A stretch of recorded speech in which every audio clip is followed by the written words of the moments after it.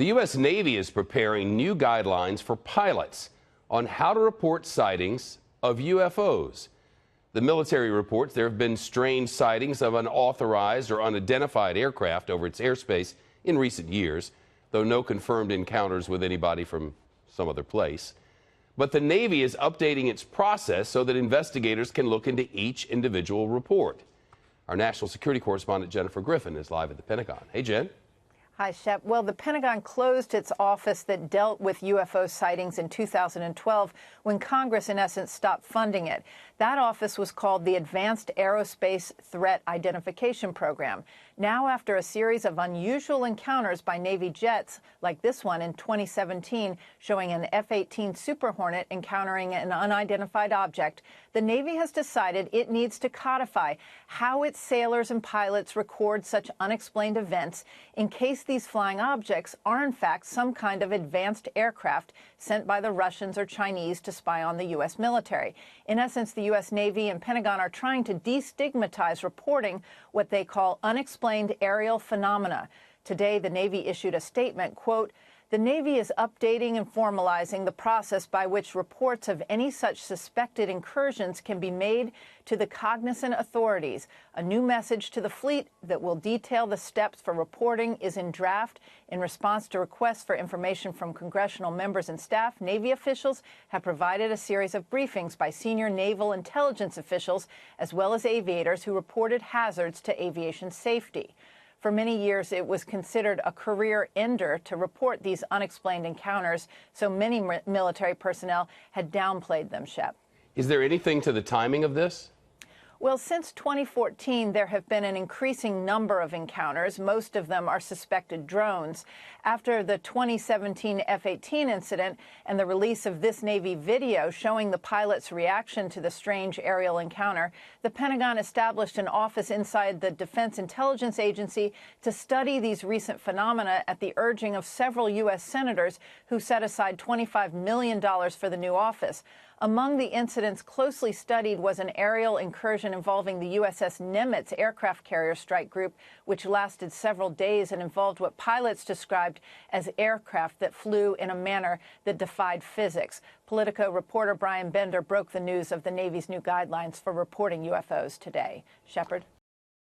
States, even the U.S. Navy isn't certain what is going on. The Navy did just confirm that it is drafting new guidelines for personnel to report encounters with, quote, unidentified aircraft.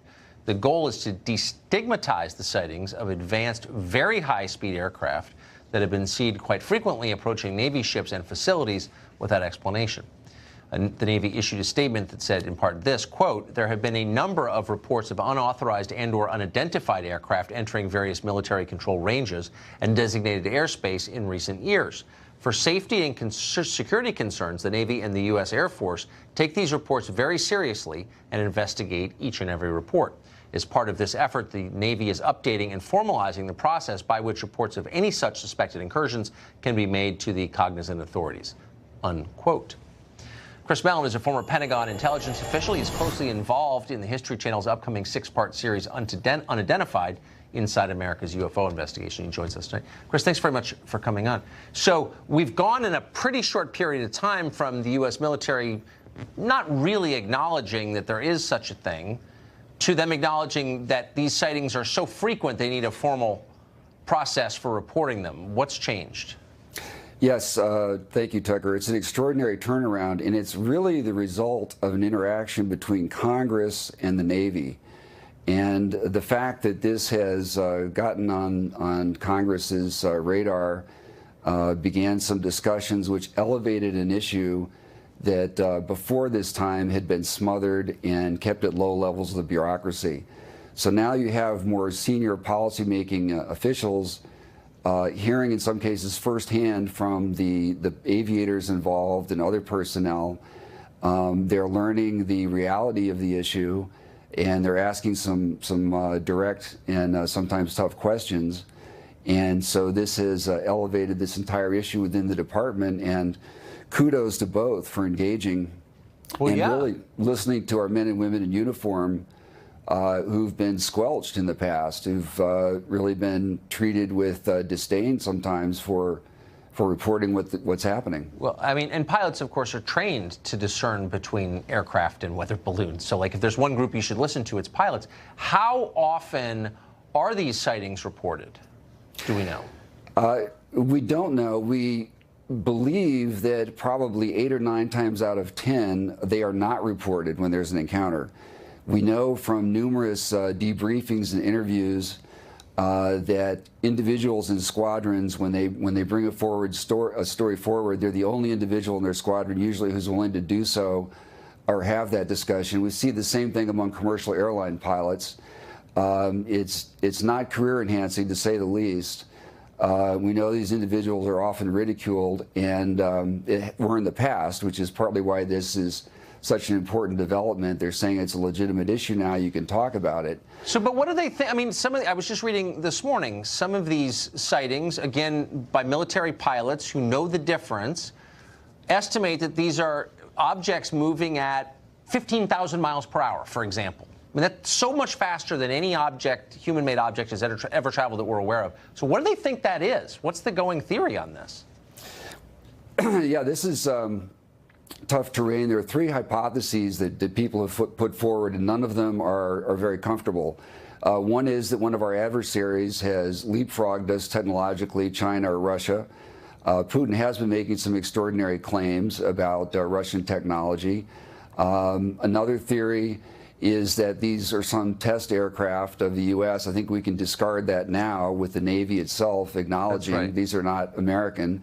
And the third popular theory, of course, is that these may be from some civilization elsewhere beyond our solar system.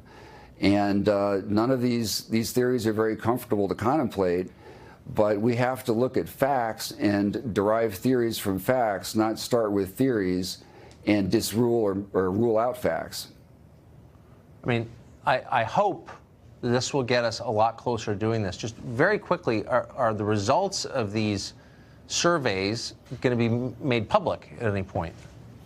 To the Stars Academy of Arts and Sciences, my colleagues and I, we have drafted some proposed legislation for Congress to consider that would simply ask for a report on this. It wouldn't cost any money.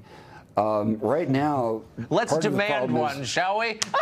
One of the problems is, really quick. One of the problems is nobody's in charge, and these organizations don't share information, so the information isn't pooled or analyzed. Right. Well, that's the story of government. Chris, thanks so much for everything you do. Great to see you.